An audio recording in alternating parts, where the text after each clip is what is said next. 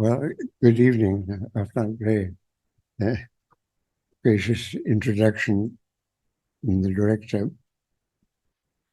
Um, this talk, oh, this talk is billed as that's much better, yes, billed as the archive lecture.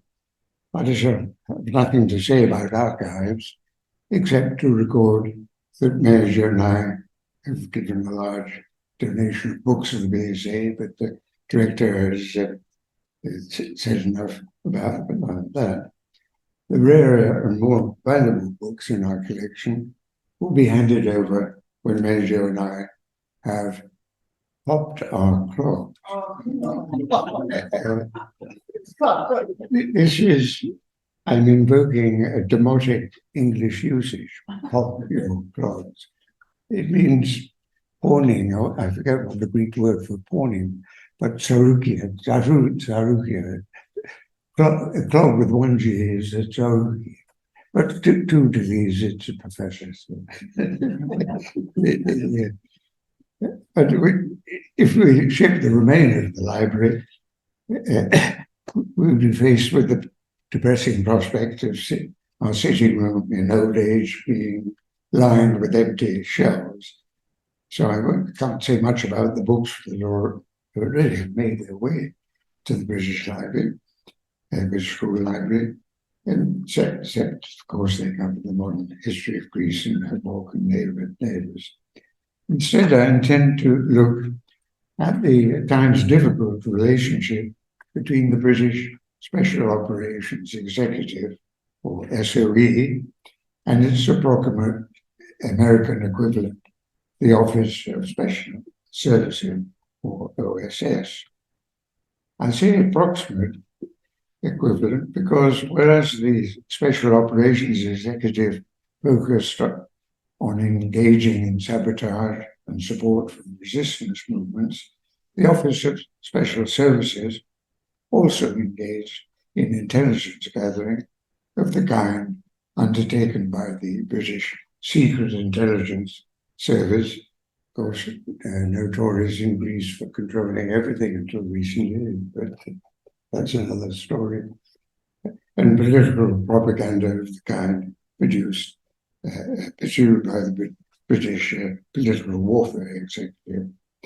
And OSS also had something that SOE didn't have, which was a large branch devoted to research and analysis, what would be today referred to as area studies, and the functions of the British equivalent to the R&A branch were carried out under the auspices of the Foreign Office.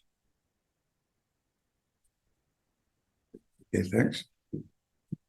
I'd like to say a few words about the photograph that accompanies the lecture and accompanies the advertisement for it. It shows from left to right Kostas Despotopoulos, a senior member of Hellas, the communist-controlled resistance army in occupied Greece. Next to him is Major Jerry Wines, a US World War I Army veteran seconded to the Office of Strategic Services. He was one of the oldest OSS operatives to actually be working on the ground in an occupied country. And he was in his late 40s, and most of these were young men in their late 20s, not in their late 40s. Next to him is Aris Veloukiotis, a very well-known Hellas guerrilla leader. And the tall figure on the right, not the far right, but next to Veloukiotis, is Colonel C.M. Woodhouse, Monty Woodhouse, an operative, of course, of the Special Operations Executive, then aged 26. And got off to a bad start.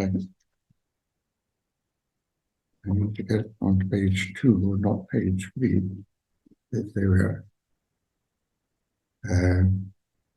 He was the the British commander of the British military mission to the Greek positions, and to the picture's gone now. It's a bit sensitive, so there we go. To Woodhouse's right is General Stephanos Serafis, the military commander, alas,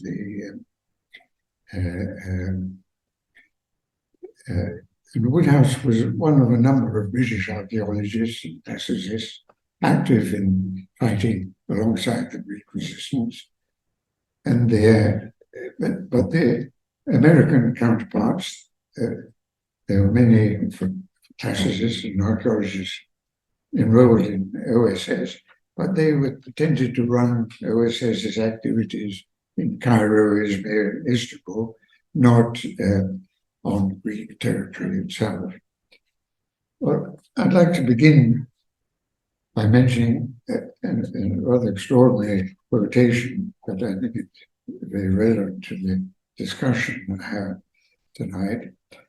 And this goes, I believe that a vast number of the American people have wholly wrong ideas about the British, i.e. they believe that the people of the United States, of the United Kingdom, are old-fashioned, class-conscious, supercilious, patronizing, and imperialistic, and look down their noses at honest to God Americans. I do not believe in the sentimental approach, common blood, culture, language, only the Atlantic divides us, etc. The British and Americans are different people, different underlined in the written form of the speech, but we do not basically understand one another. Well, this statement was not made by a British person.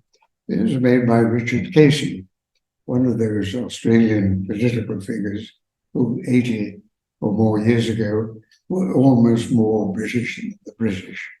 And during much of the war, Casey held the very important office of the British Minister of State in the Middle East. And the statement which I've quoted is contained in a dispatch he sent in December 1943 to Winston Churchill. Well, I'd like to juxtapose Casey's remarks about the American attitude to the British with a remark included in a dispatch of January 1945 by J. Seeley of the Research and Analysis branch of the OSS in Cairo. And quote, after seeing some of the Greek machinations of the Führer of Whitehall, I wonder whether it is possible to be too anti-British, unquote. This is an extraordinary remark. But that Seeley could refer to Churchill, however sort of jokingly in a way, as the Führer of Whitehall, is a striking indication of the ill feeling that had developed between some in the Office of Strategic Services and the Special Operations Executive by this stage of the war. This lecture does not attempt to a comprehensive analysis of the respective roles of the two organizations in occupied Greece. Rather, it focuses on the mutual perceptions and misperceptions of each other's policies on the part of the transatlantic cousins, to use now a somewhat anachronistic term, a very old-fashioned word. English British people used to refer to American cousins, and Americans would refer to British cousins. But anyway, the notion of cousins was still alive in this period. There would be a somewhat crude generalization, to which inevitably there were exceptions, but it would nonetheless broadly be true that to maintain that OSS as a whole was disapproving of British policy in Greece. At times, there was good reason, good grounds for such a disapproval. Sometimes, however, OSS's misapprehensions as to the mainsprings of British policy were breathtakingly wide of the mark. Both SOE and OSS were temporary wartime creations, and both were wound up at war's end. The OSS was the precursor of the CIA. Both attracted in full measure the hostility of the established military, diplomatic, and intelligence organizations of Britain and the United States. By and large, these already existing and long-established bodies felt that SOE and OSS were overstaffed with bungling amateurs, ever ready to intrude into preserves that probably belonged to the professionals. Both organizations, with their pressing need for linguistic, from what would now be termed area studies expertise, recruiting widely among academics. In the case of the Greek activities,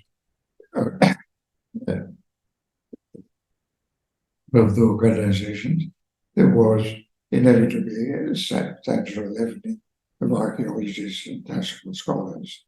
In connection with SOE, the names of C.M. Woodhouse, Nicholas Hammond, Anthony Andrews, Peter Fraser, J.M. Cook, Stanley Casson, T.J. Dunbabin, Eric Gray, David Talbot Rice, and David Wallace, T. Bruce Mitford, J.D.S. Pendlebury.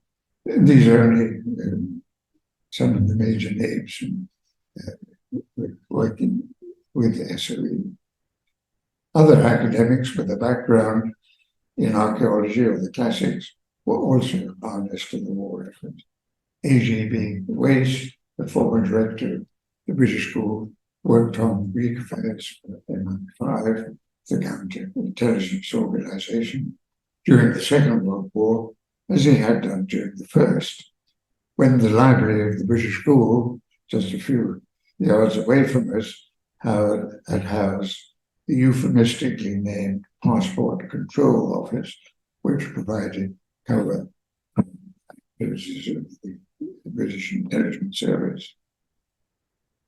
When, during the early summer of 1940, the Foreign Office had proposed the establishment in Greece of a shadow mission, which would, inter alia, prepare the ground for a regular military mission if and when Greece entered the war, the British Minister in Athens, Sir Michael Pallivet, was dismissed a military task being carried out by ex-archaeologists without starting experience.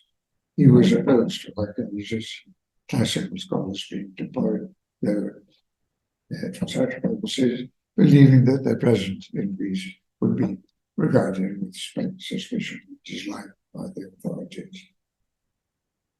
When Greece entered the war in the autumn of 1940, many British archaeologists and classical scholars, with their knowledge of the language, culture, and topography of Greece, thought that their hour had come. One classics scholar, R.D.C. Levens of Merton College, Oxford, excitedly wrote in the Oxford magazine, the House magazine of Oxford University, that, and I quote, "Now Greece is at war with Rome, and British scholarship finds itself mercifully allied on the side on which its sympathies would naturally lie. The classical atlas has become a warm-up. Classical education has become a national asset overnight. A year spent in the British School of Athens is worth 3 months in an officer cadet training unit of high grades." Interestingly, Woodhouse, subsequently the commander of the Allied military mission, and himself a formidable scholar who would very likely have followed an academic career but for the war, shared Pallivet's skepticism about the military potential of archaeologists. In his view, the one essential characteristic of a British liaison officer with Greek resistance forces was a sense of humor Other qualities were less important. Quote, least of all the scholars and the archaeologists' previous knowledge of a country and a language, superficially the same as Greece today, fundamentally so different. Well, SOE's counterparts in the OSS likewise included many classicists and archaeologists. These included Rodney Young, the American school, who had been wounded while driving an ambulance during the 1940 Albanian campaign. And this was, of course, before the US had actually entered the war in December 1941, but he was quick off the mark to engage in humanitarian assistance. For example, he said, and other American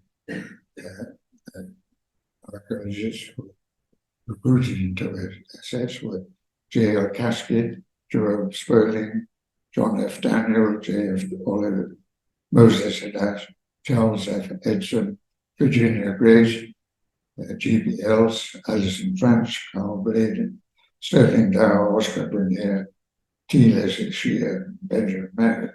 Many of the cream of American archaeologists were rapidly recruited into the US once the US had entered the war. Young became subsequently responsible for the secret intelligence activities of OSS in Greece, and he arrived in Cairo in the spring of 1943 with no fewer than 4 peacetime archaeologists on his staff: Caskett, Sperling, Daniel, and Oliver.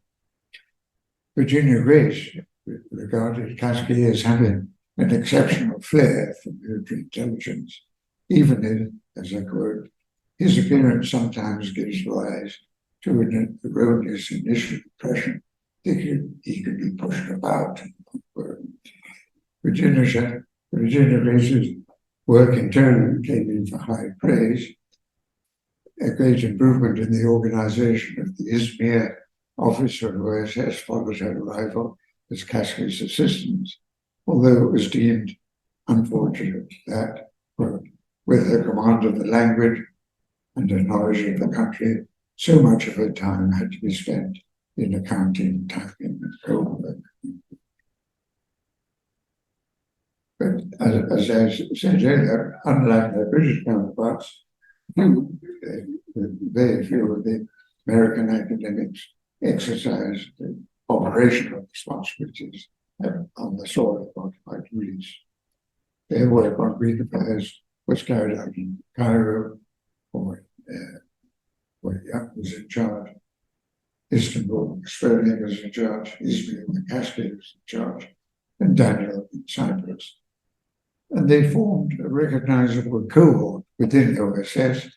They were known, not as always with entirely flattering intent, as the archaeological captains, and were accused by some of their colleagues in military intelligence of acting like prima donnas.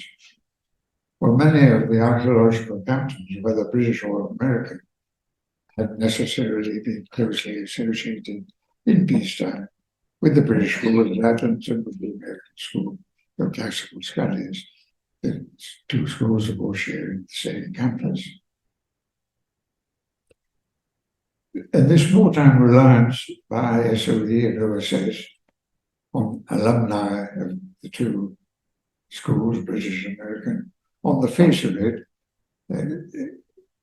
could be held to lend some credence to the view more than once expressed in the run-up to the 1981 election by Melina Mercouri, the actress who subsequently, of course, became Minister of Culture in Andreas Mackenbier's first PASOK administration. Her view was that the foreign archaeological schools, and more particularly the British and American, had been training ground for spies. But it, of course, it is a beautiful fact that a disproportionate number of those who passed through the portals of both institutions had ended up in various aspects of paramilitary and intelligence work, during both World Wars, in the case of the British alumni, and during the second, in the case of their American counterparts. Of course, foreigners from other schools likewise played most notorious, of course, and the school like Dr. Walter Bled, the director of the German school, was a fully made-out Nazi. And a few years ago, a conference was held in Germany on his activities in Greece, and I would have dearly liked to attend, but I only learned of his activities had taken place. It would have been really an interesting thing, because apparently, until the end of his life, he never really dissociated himself from his role as really the Nazi boss.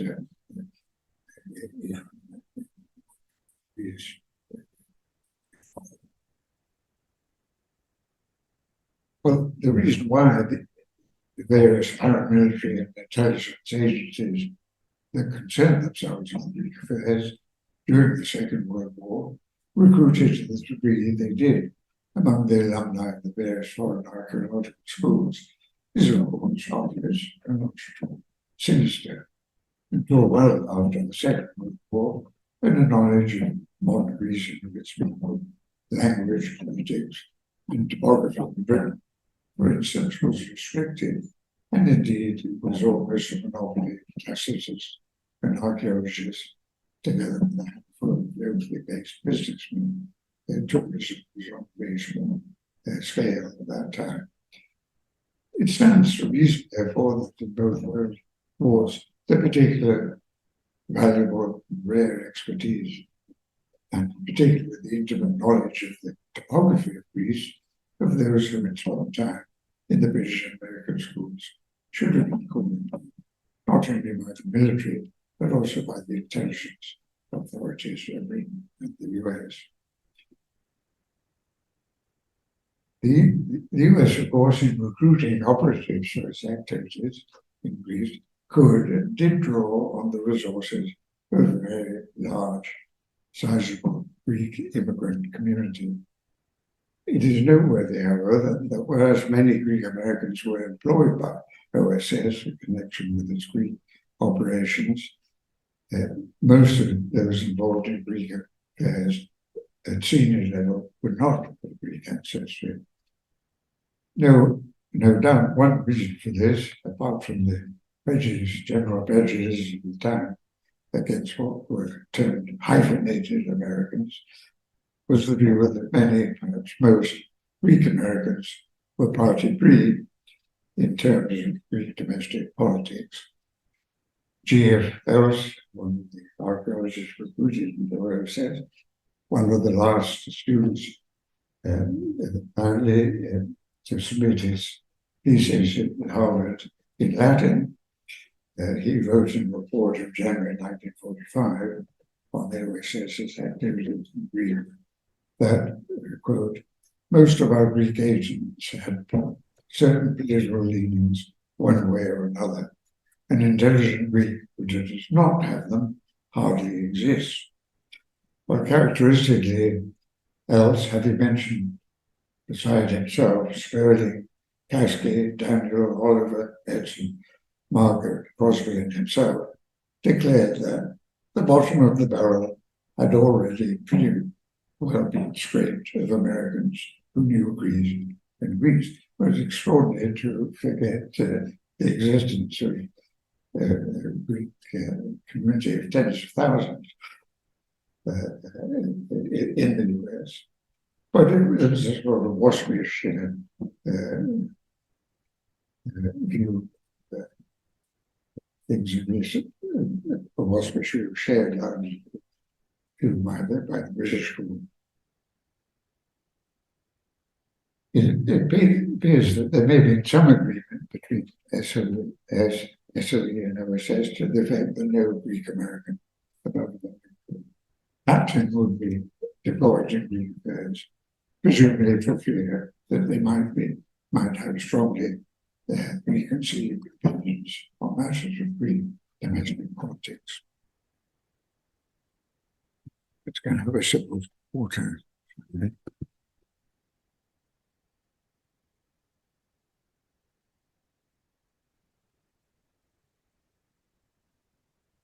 Reminds me of the true occasion when Patrick Lee Firm was giving a lecture in Greece when he worked briefly for the British Council.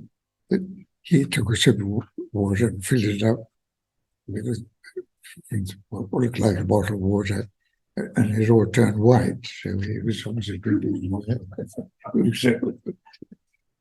It's a story.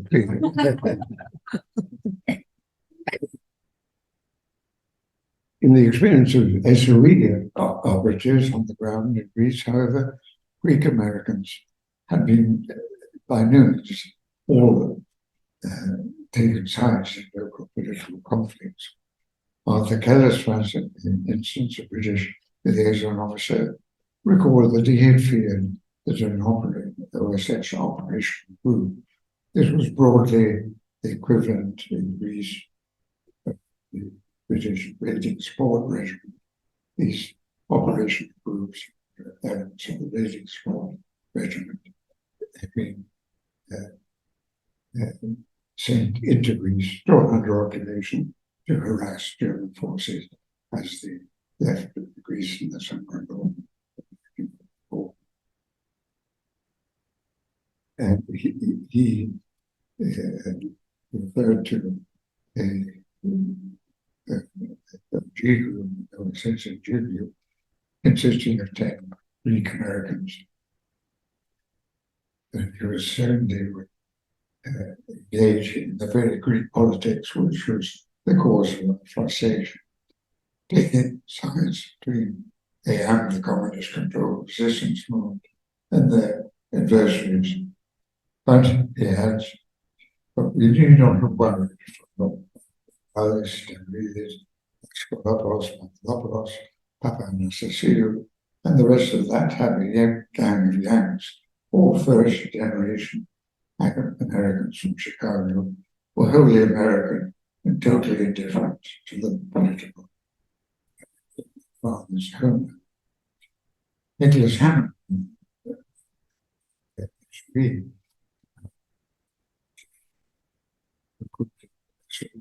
likewise observed in the American Operation Group, they had a profound contempt for the Greek guerrilla, an attitude not uncommon in the expatriate Greek towards the homeland Greek. This was not the view of another, the New Zealander, Major John Mulligan. The operational group with which he came into contact consisted, with two exceptions, of Greek Americans, who in many cases were, quote, more Greek than American. We'd have preferred purely American troops who would have provided a greater contrast to their digest the Greek resistance guerrillas. Well, the question of a physical OSS presence in Greece was discussed at a meeting of the SOE OSS Committee in Cairo in August 1943, in which Brigadier Eddie Myers, Woodhouse's predecessor, was the first commander of the British mission, was present. Woodhouse, his deputy at that time, from Greece, and Major Louis Hewlett of OSS, seemingly aware of British sensibilities on the score of the deployment of Greek Americans, reported that those of recent Greek extraction would not be included in the OSS demolition squads currently undergoing training in the US. But this proved not to be the case, that many Greek Americans were involved in these operations against the withdrawing Germans. Not only did SOE not have a significant community of Greek descent on which to draw for its crews, recruits children weeks had not yet settled in the UK in significant numbers that they only happened after the war. But what is clear is that SB operatives in Greece were drawn from a much narrower social range than their counterparts in OSS.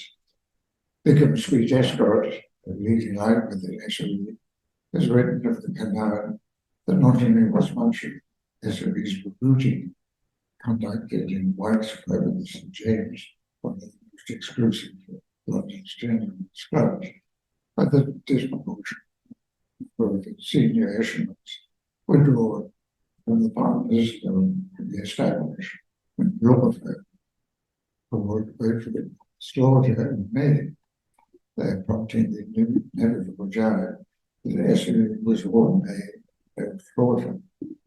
But the further slaughter May continues to exist.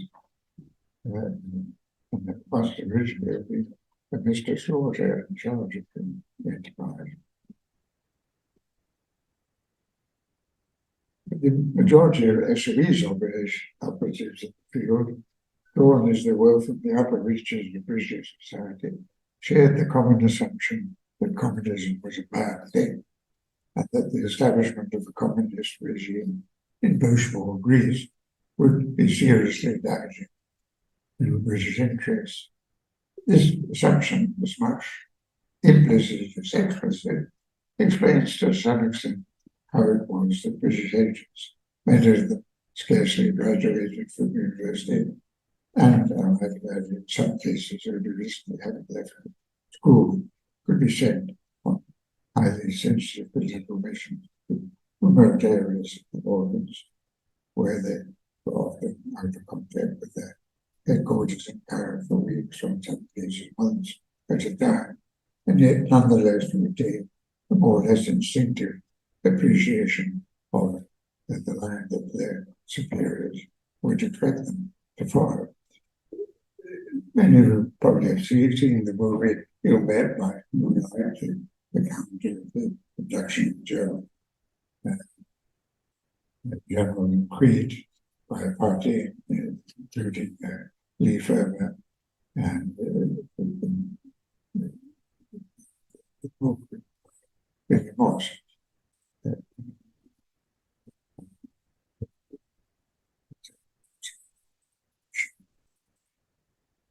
See what military points, but it was undoubtedly very skillfully exercised. But he took part in the abduction of General Craig when he was only 22, 2 or 3 years out of school.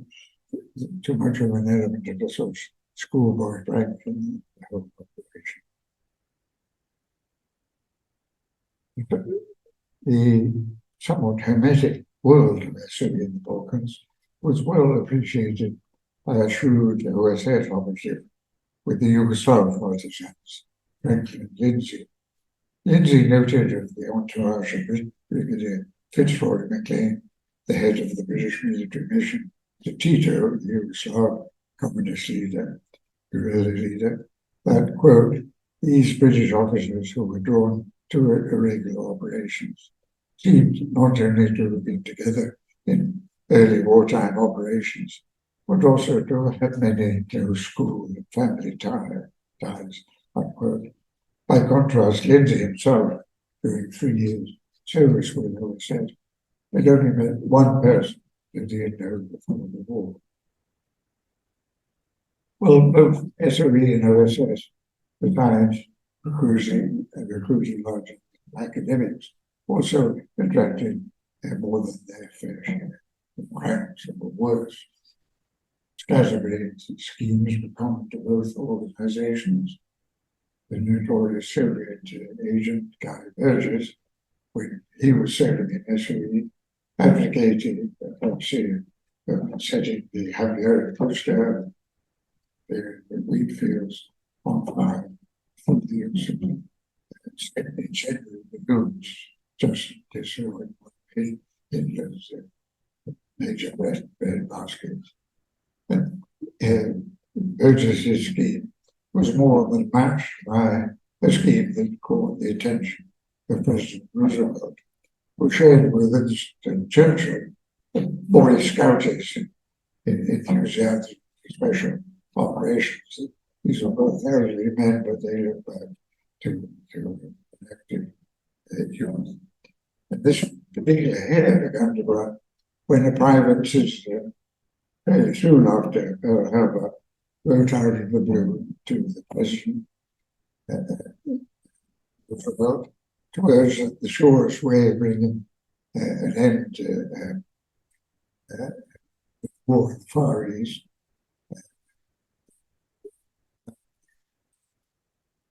to exploit the alleged mortal fear of bats that existed among the Japanese. Well, Roosevelt was much taken by this idea, which he passed on to General Bill Thompson, the head of OSS, as the obvious person to take action. And an enthusiastic Donovan then investigated the possibility of breeding vast quantities of bats which to bombard the Japanese. But the project came to its end when test flights revealed that bats were unable to withstand the rigors of high altitude flight and that they expired and rose. Well, the two organizations, SOE and OSS, demonstrated a similar capacity to attract criticism from all sides. In Britain, for instance, SOE has come into contact from both the right and the left. In the early 1970s, Hugh Fraser on the right characteristically remarked that SOE, quote, at the best of times was a bad organization, frequently lacking a strong or political or even honorable direction. SOE was particularly in aid in the Balkans, positively assisting the adventure in Georgia to seize unpregnable Albania for communism, and had it not been for Churchill and Howard Brennan's personal intervention, permitting a communist takeover of Greece. But much at the same time, from perspective on the left, quite contrary to the view of Fraser, Basil Davidson, like Fraser, the former SOE, had attacked what he termed the nabobs of SOE London, most of them backers or businessmen, primarily concerned to ensure the restoration of the pre-war status quo antebellum. Either viewpoint might consider their merit, but scarcely both. They were diametrically opposed to each other. Well, OSS certainly did not have an easy time in establishing itself in the Middle East in the face of British opposition. The sweet escort our people, i.e. SOE, frankly wish to keep any similar organization out of the theatre altogether, or if this was not practical, to keep it under strict control. This attitude was unfortunate because it naturally made the Americans suspicious and eager to conceal their plans from us. And this unwelcoming attitude appears to have continued after the liberation of Greece. For W.L. Langer, in Civilian Life, a Harvard historian, who directed the research and analysis section of OSS in Washington, wrote in November 1944 to J. Seeley, who I mentioned at the beginning of my lecture. At that time, the head of the R&A branch in Canada, that R.L. Wolfe, another Harvard historian, writes that the British are being extremely reluctant in permitting Americans entry into Greece. It really is rather extraordinary that these attitudes should exist between, as I say, two folks, two groups that came to be about. The general parameters of SOE-OSS cooperation were sketched out in a series of meetings in London in July 1942 between Sir Charles Hamilton the executive head of SOE, and Wild Bill Donovan, the head of OSS. At these, it was agreed that the Middle East would be an area in which Britain would predominate, while recognition was given to the fact that there were many instances in which OSS special operations might prove to be of considerable assistance to SOE in the form of, quote, equipment, materials, and possibly personnel, which were not available to the British, and in certain areas, for example, Turkey. American personnel could, in some respects, operate more easily than British.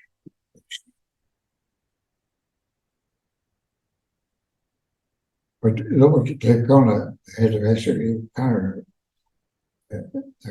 who a number of years lived on the Arab Islands, I once had dinner with him, and there was wonderful painting on the wall. I said, is that a real Fragonard? And he said, yes.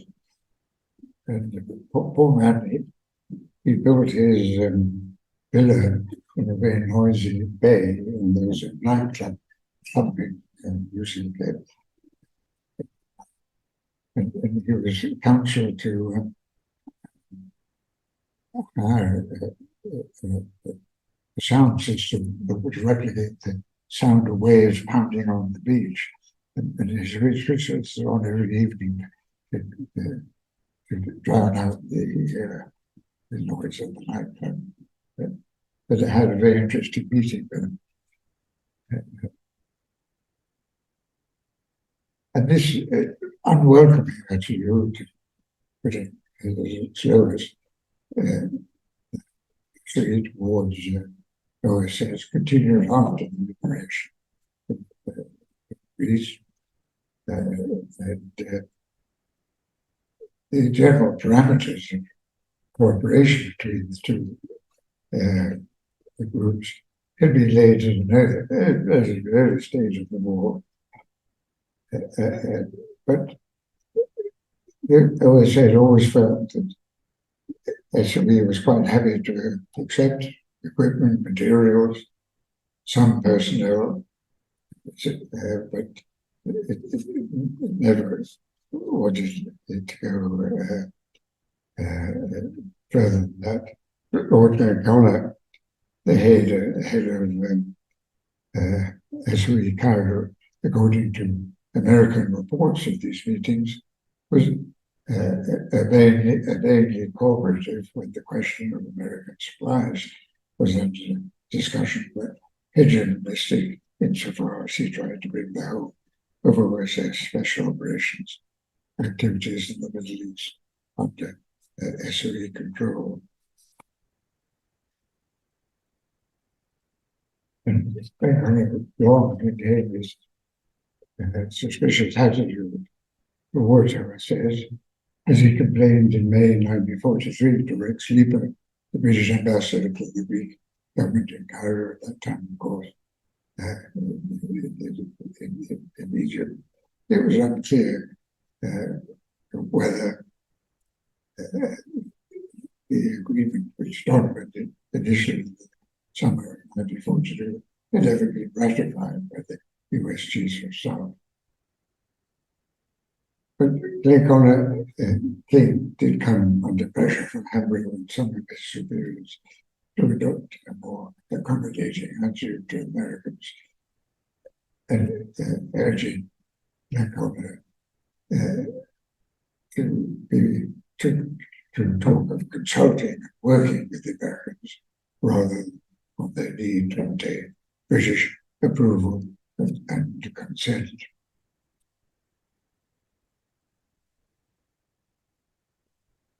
Well, these disagreements regarding OSS were, to some degree, resolved in London in a series of meetings between Wild Bill Donovan.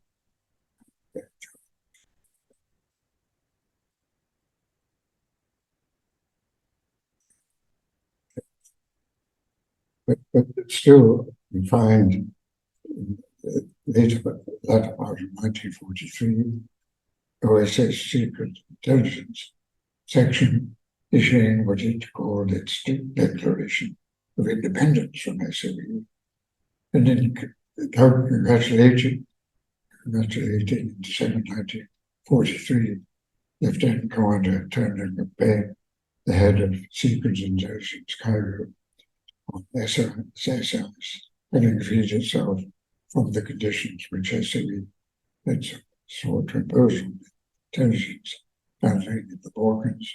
Whitney Shepardson, the overall head of SI in Washington, wrote to say that the State Department had asked SOE to obtain, and I quote, all the American underlined in the document containing these remarks, all the American intelligence we can for Yugoslavia, Albania, and Greece, originating with Americans, communicating through American channels, processed by Americans. And in August 1944, General Donovan, the head of SOS, issued a directive to the effect that operatives engaged in Green affairs should say completely clear that the British in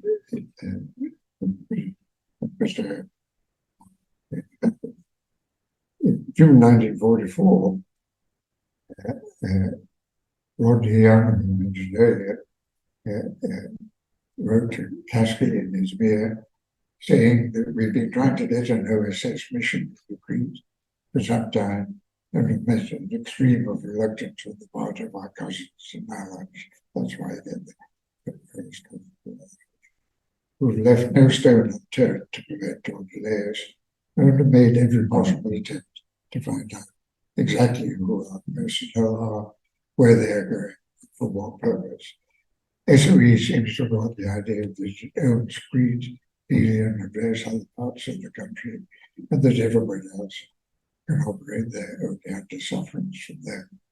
The sooner SOE is disposed of this idea, the better.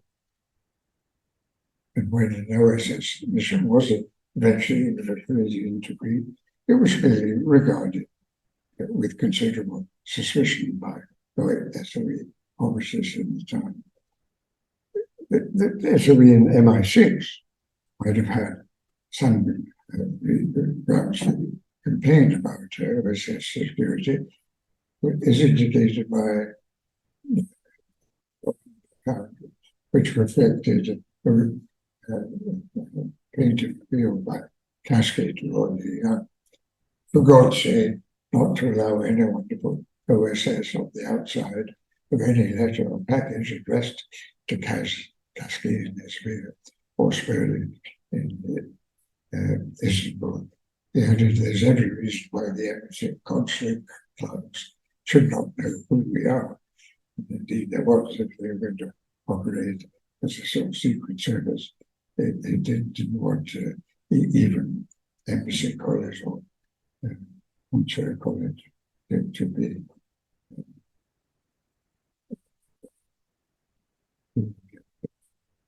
Some of the stranger notions as the British invented were to be found in the RNA branch in Cairo, which was not well regarded in some British circles.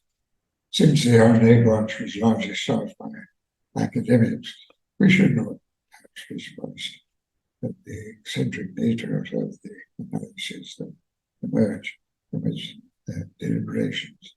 The views of Moses Hadash were a case in point. In civilian life, Hadash had been professor of classics at Columbia University and had become head of the research and analysis branch of OSS in Cairo. He was a man of forthright opinions as far as peace was concerned.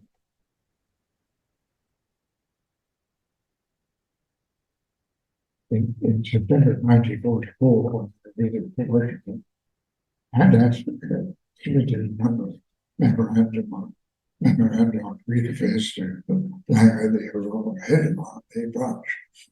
and he claimed to have found disapproval of Britain's policy in Greece among all authorities in Paris, British and American.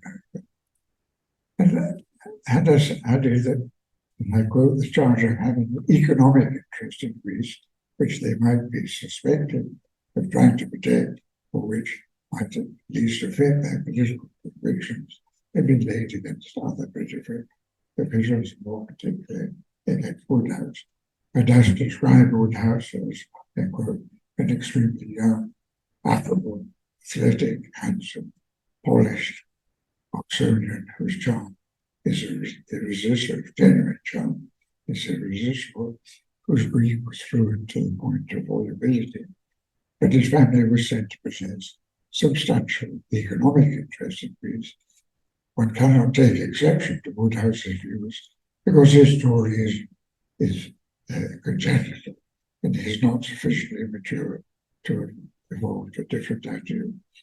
Woodhouse at this time was in his mid-20s, and when I once showed him this document to him, he pointed out that he came from a well-known liberal family, not a Tory family, and certainly had no economic interest in his views of policy. Well, in conclusion, although there's more to be written on the complex relations between SOE and OSS in respect to their activities in Greece, the general outlines are clear. On the ground in occupied Greece, relations between the two organizations appear to have been reasonably good. Within OSS headquarters in the Middle East, however, there was a generally critical attitude to British policy in Greece. A good number of OSS criticisms of British policy had substance, even if there were some eccentric views existing as to the mainstreams of British policy. That relations between SOE and OSS Cairo should have been strangely scarcely surprising. OSS's operatives shared in large measure the ingrained suspicions of much of official America, for example, the State Department, at the time of what they regarded as the imperialistic designs of the British for the post-World War. Moreover, they were continually confronted, as we've seen, without evidence that SOE did not welcome the presence of their American cousins and allies, not only in Greece, but in the Balkans in general. Well, the inherent irony with the somewhat sanctimonious attitudes adopted by the Americans in 1943 and 1944 vis-a-vis the English entanglement in Greece, when contrasted with the way in which they, the Americans themselves, became mired in Greek affairs in 1947 and subsequently after London yielded its tradition of Germany and Greece to Washington.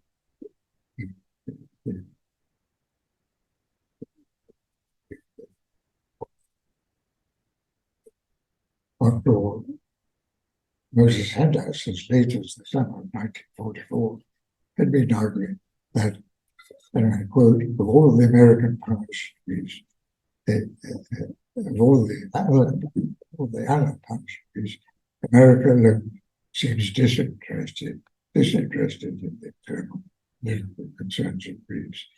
And in commenting on the significance of the arrival of a Soviet-led commission in July 1994, Anderson admitted that, quote, aside from the Americans, the Russians are the only power concerned in Greek affairs whose interest can appear in any degree idealistic for considerations of that kind too clearly revealed in context with the debate. The British complaint Greece on the Muslim heritage.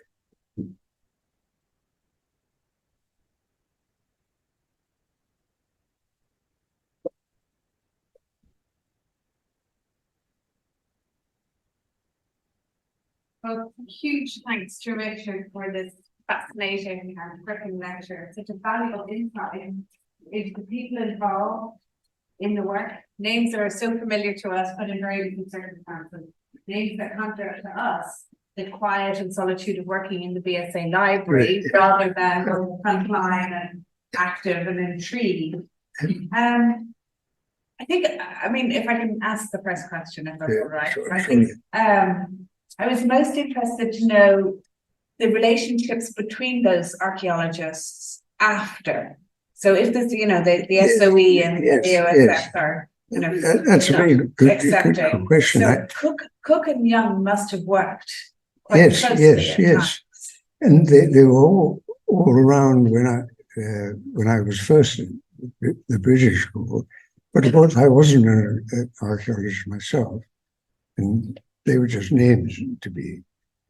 I wish I'd tried to talk to them about their wartime experiences. But you got sometimes the feeling that, you know, possibly pre-war archaeological disputes are sort of spilled over into their wartime attitude. And this was probably wide of the mark, but you know, the relationship between the schools historically has been slightly distant in a way. I mean, not anymore.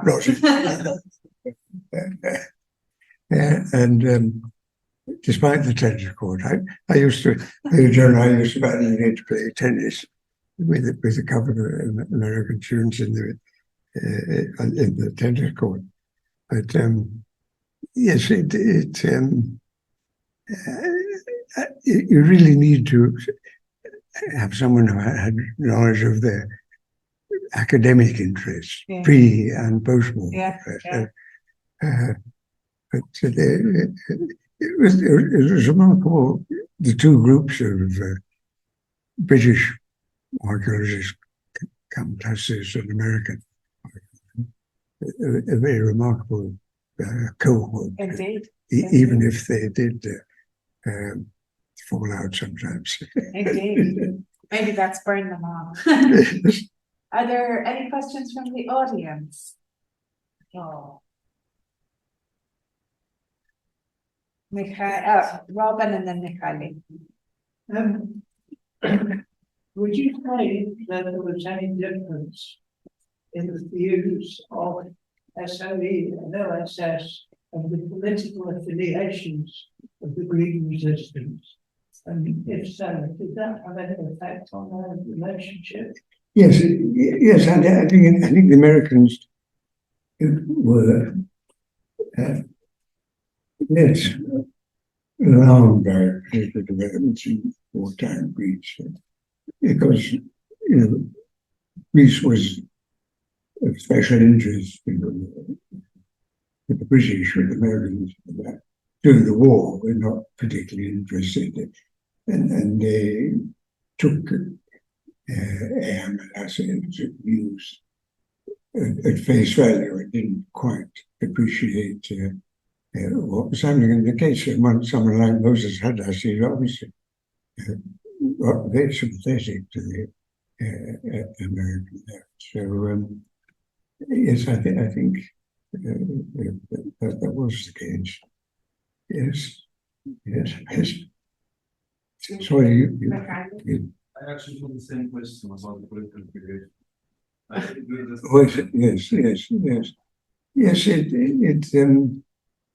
Americans were newcomers, so to speak, to the policy of the old world. I mean, they the American had been constituted as a refuge, if you like, from the turmoil of Europe. And I think this had an influence. Yeah. And can I get in terms of, so I know that, for example, after the war, quite a lot of BSA archaeologists and historians were involved in setting up aid operations in places like Crete. Yes. Features there. Did the Americans have equivalent? Yes, they did. And as I pointed out, someone like Rodney Young, he was quite seriously wounded operating an ambulance on there. Oh, yeah. When America was not involved in the war. I think if you'd been fighting in Greece, it would have got in trouble from the Americans. But because it was a humanitarian gesture, that was okay. And there were very considerable efforts, both by British and American Quakers, for instance, involved in post-war Greece. And I'd forgotten about that. So my father grew up in Dublin during the kind of end of the war, and it was the Quakers who brought Cheerios to them as part of their rations. And to this day, his biggest treat is a box of Cheerios. Yes. Are there other questions from the audience? Amelia, I have a question about kind of the sources. do you want to come up to the microphone? Far away. How the sources like is kind of between the two sides more information from official sources, Yes. or do you get a different story? Kind of I don't know how accessible the archives of the men involved or the academics. Yes. You get a different story from those sorts of sources than the official Foreign Office. Yes, I think in both cases,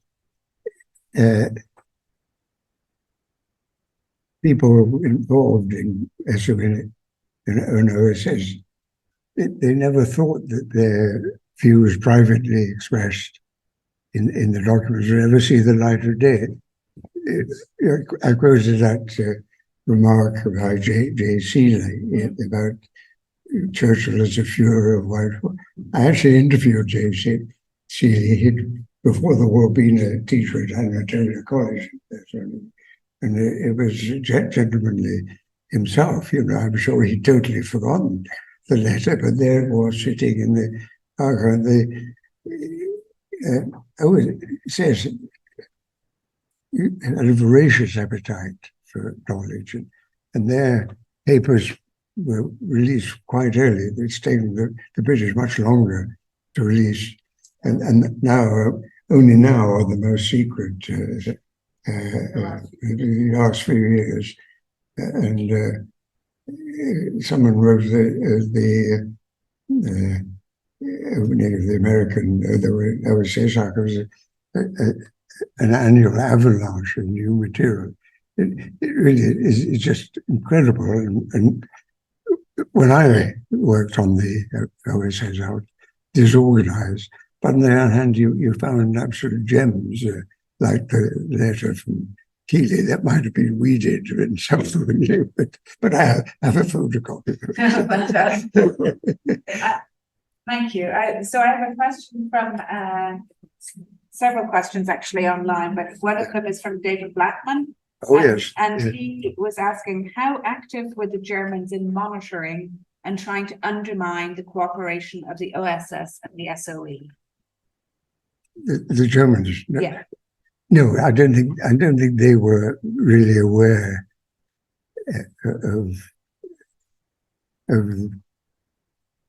the difficulties, and of course these difficulties really were in the Middle East rather than Greece itself. Right. The people like Kasky and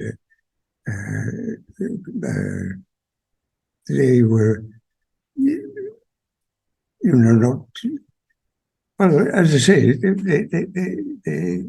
there was something. I'm not trying to subscribe to Casey's extraordinary views of the Americans. I'm married to an American. It's an interesting interface. So there's another question from Lee Stokes, who says, did any British members of the SOE who had cultivated very close relations with AMLS during the occupation experience divided loyalties when asked to implement Churchill's policies for the post-war future of Greece? That's an interesting question. I think probably there weren't very many of the SOE operatives as I point out, they're basically was sort of upper middle class types who, were not natural left wingers. There were one or two, but they tended to be involved in Yugoslav matters rather than in Greek. So, That Lee Stokes is the name I remember. As an undergraduate, I taught probably Oh, no. 40 years ago. That's amazing. He's probably amazed to see that I'm still alive. There you go, Lee Stokes. You stirred up memories. Yes. Any other questions from the audience here? Please. Are you aware of this? Some point, when the communists took over a lot of the ammunition, the Italians, that when they Yes. changed the picture a lot. Yeah, exactly. Yes. And the thing that interests. Yes, what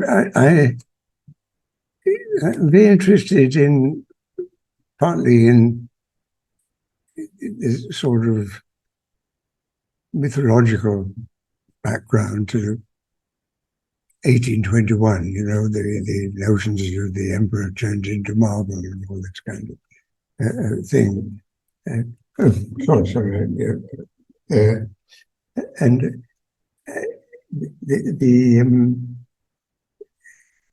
there were pamphlets circulating in Greece, none of which I think can now be found in the autumn of 1943, because the Italian surrender was widely believed to be likely to lead to an end to the war.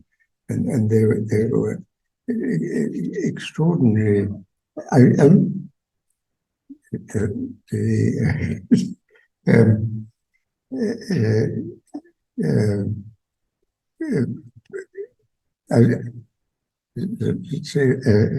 Extraordinary documents attesting to these beliefs, but they, of course, were not to be materialized. But yes, alas, had hitherto been reliant on British support in forms of weapons and ammunition. But when the Italians handed over, it was confiscated from them. Alas, was much better equipped. Could I ask a question myself? Oh, well, I don't know. Does the name Marion Pascoe, P-A-S? Amelia knows, Marion. Well, Amelia probably knows, and one or two other people in the audience I know, but do any other people know? You know, yes. And I only know because Amelia knows. Yes. Yes, this is a very interesting case. I think unique in the history of both schools. That Marion Pascoe was an Oxford classicist in the 1930s. She graduated, spent a year or two at the British school, and archaeological research took her to the island of Milos. I don't know quite what she was looking for there, but there was some of archaeological interest in Milos. And there she encountered General Serafis on the right there, who was the commander of Hellas during the war. But at that time, he'd been involved in the 1935 coup, involvement led by supporters of Venizelos to try and seize power in Greece, and subsequently being exiled by Metaxas to Milos, and I think they were the only, probably, Marion was the only foreigner on the island at that time. And she struck up a warm friendship with Sir Arthis, and I really mean just literally a warm friendship. There was no more than that. But Sir Arthis obviously welcomed this intelligent English woman, and they would have long discussions. I think they actually shared accommodation on the island because at that stage, the banishment was pretty awful. But once you're on your island, you were left to your own devices. Anyway, Marion, when she left, went back to Britain. She was involved during the war in extraordinary activity, which was creating, on behalf of the British Admiralty and War Office, a gazetteer of place names in Greece. You probably never know of it. Yeah, I mean, from Amelia, please go on. It's extraordinary. You can sometimes buy a copy. I have a copy, incredibly detailed. But of course, it was top secret at the time, but giving the name of every village and tiny community, because they might be used to drop agents and things. But some of the names had changed. The Turks, when they captured basically, Hellenized names. So I think Marion was the leading light in that. And it's an extraordinary document. And in the pre-computer age, it must have been an absolute nightmare to compile. But then after the war, she read about